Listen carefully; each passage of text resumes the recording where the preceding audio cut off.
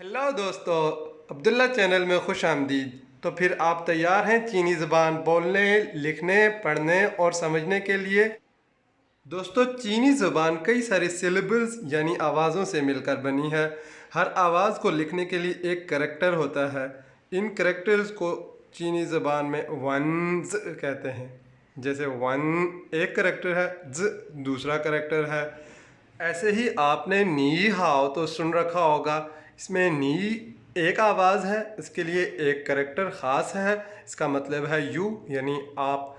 इसी तरह हाओ एक आवाज़ और इसके लिए एक करैक्टर है, इसका मतलब है गुड। नी हाओ, you good, are you good, hello. और आपको हैरत होगी कि चीनी करैक्टर्स याद रखना कितना आसान है, क्योंकि ये करैक्टर्स अपने मतलब और चीज़ की शक्ल से इंतहाई मिलते जुलते हैं।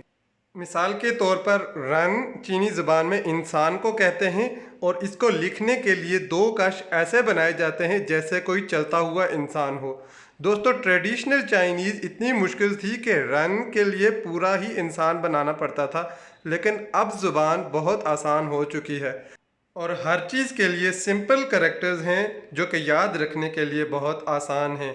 इसी तरह चीनी ज़बान में मुंह के लिए खोऊ का लफ्ज़ इस्तेमाल होता है, जिसके लिए एक खुले हुए मुंह की शक्ल का करैक्टर रखा गया है।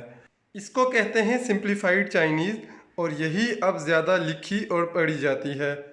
इसी तरह से चीनी ज़ुबान में पहाड़ के लिए शान का लफ्ज़ है और पहाड़ को लिखने के लिए ऐसा करैक्टर है जिसमें तीन अलग अलग छोटी बड़ी चोटियाँ बनाई गई हैं।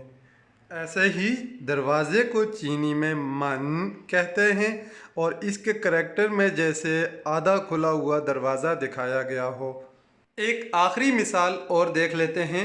दोस्तों, चीनी ज़बान में ऊपर और नीचे के लिए शांग और शा के अल्फाज हैं। शांग का करैक्टर भी ऐसा है जैसे फ़र्श के ऊपर कोई चीज़ रखी हो और शा के करैक्टर में जैसे छत से कोई चीज़ नीचे की तरफ हो। ये चीज़ें दोस्तों बार बार लिखने और प्रैक्टिस से ताल्लुक़ रखती हैं। और अगर बात करें बोलने, सुनने और समझने की, तो रोमन उर्दू की तरह इंग्लिश और चाइनीज़ के दरमियान की एक ज़बान को समझना बहुत ज़रूरी है, जिसे फिनियन कहते हैं। ये ज़ुबान चाइनीज़ करैक्टर्स को सही से बोलने और समझने में मदद देती है।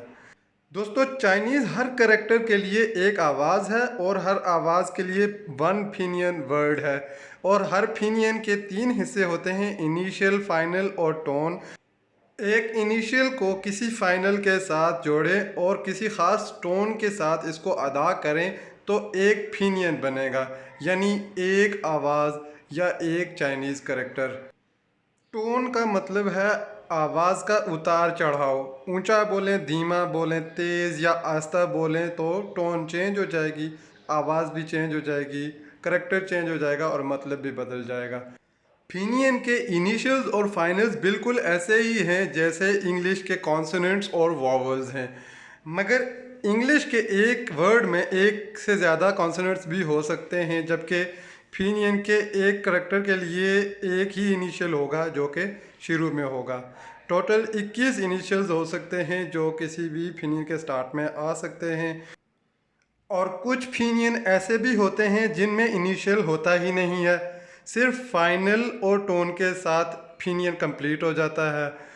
ऐसे में फाइनल आई, यू या यू से स्टार्ट हो तो आई और यू की जगह वाई और यू की जगह डब्ल्यू लिखा जाता है, जबकि ए, ओ और ई से स्टार्ट होने वाले फाइनल बगैर इनिशियल के भी लिखे जा सकते हैं। इनिशियल एक या दो लेटर से बनता है, जबकि फाइनल एक, दो, तीन या चार लेटर से मिलके बनता है। टोटल 35 फाइनल्स होते हैं, जिनमें से 6 फाइनल ऐसे हैं जो सिंगल करेक्टर से बनते हैं, ए, ओ, ई, आई, यू या यू। 23 इनिशियल्स और 35 फाइनल पे सब पे नज़र दौड़ाएं तो सिर्फ एक फाइनल ऐसा है जो देखने में इंग्लिश करेक्टर जैसा नहीं है, जो यू है, यू के ऊपर दो डॉट। बाकी सारे देखने में तो इंग्लिश के जैसे ही लगते हैं, जबकि आवाज़ उनकी मुख्तलिफ होती है। कुछ तो बोलने में भी इंग्लिश के जैसे ही हैं, लेकिन ज़्यादातर बोलने में मुख्तलिफ हैं और इनको सही तरीके से बोलना ज़रूरी है, वरना मतलब बदल जाता है और अगले को समझ भी नहीं आती कि हमने क्या बोला है। इनिशियल फाइनल के कम्बिनेशन देखें तो उसमें सबसे पहली चीज़ यह है कि इनिशियल को पहले लिखते हैं, फाइनल को बाद में लिखते हैं। दूसरी बात यह कि हर इनिशियल के साथ हर फाइनल को लगा के एक फिनियन नहीं बनाया जा सकता। इसके लिए एक सेट ऑफ रूल्स है जिससे पता चलता है कि किस इनिशियल के साथ कौन सा फाइनल लगा सकते हैं।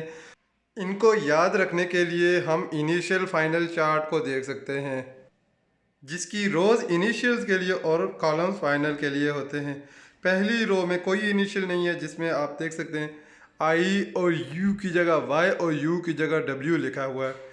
दूसरी, तीसरी, चौथी और पांचवी रो पा, फा, म और फा के लिए है, जिनके साथ आमतौर पर यू और यू इस्तेमाल नहीं होता। ऐसे ही क, ख, ख, च, छ, च, छ, श, र, ये 10 इनिशियल्स हैं जिनके साथ आई और यू इस्तेमाल नहीं होंगे। ऐसे ही ची, छी और शी, ये 3 इनिशियल्स आई और यू के लिए ख़ास हैं। आगे चल के हम इनिशियल और फाइनल की प्रोनाउंसिएशन को थोड़ा डिटेल में देखेंगे। इनिशियल फाइनल को अदा करते वक्त आवाज़ के उतार चढ़ाव को टोन कहते हैं। टोटल 4 किस्म की टोन हैं जो फिनियन में अदा होती हैं।